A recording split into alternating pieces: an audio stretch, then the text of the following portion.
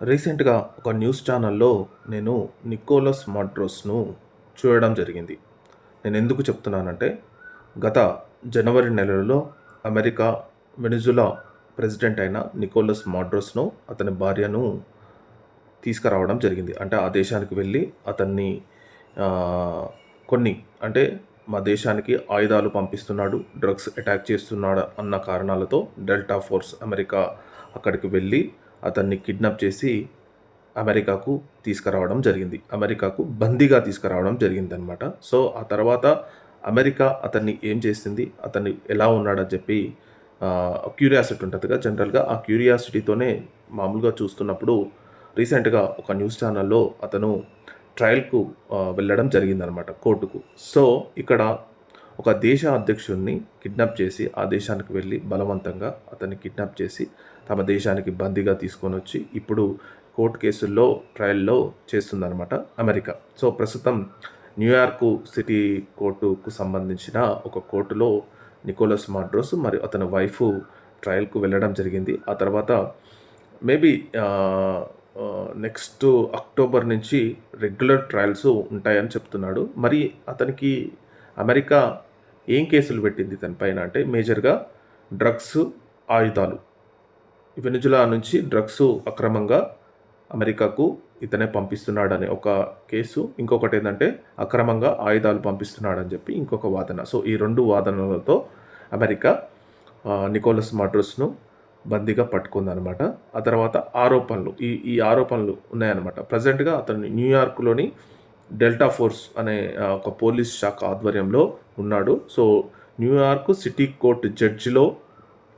కోర్ట్‌లో ఈ ట్రయలు ప్రారంభం కాబోతుంది త్వరలోనే. సో, అతను మాత్రం ట్రయల్‌కి నార్మల్‌గా అటెండ్ కావడం జరిగింది. కానీ రెగ్యులర్ ట్రయల్స్ అనేది ఒక నెల, 2 నెలల తర్వాత స్టార్ట్ అవుతుందని చెప్పడం జరిగింది. మరి ఎలాంటి కేసులు పడే అవకాశం ఉందంటే మేబీ జీవితకాలమైన కోర్టు శిక్ష వేయొచ్చు. లేకపోతే మరణ శిక్ష కూడా వేసే అవకాశం మాత్రం ఉందన్నమాట. సో, మరి వెనిజులా ఏమన్నా ఫైటింగ్ చేసే ప్రయత్నం చేస్తదా అంటే అంత బలం వెనిజులా దగ్గరైతే ప్రస్తుతానికైతే లేదు. ఎందుకంటే అమెరికా అనేది చాలా శక్తివంతమైన దేశం.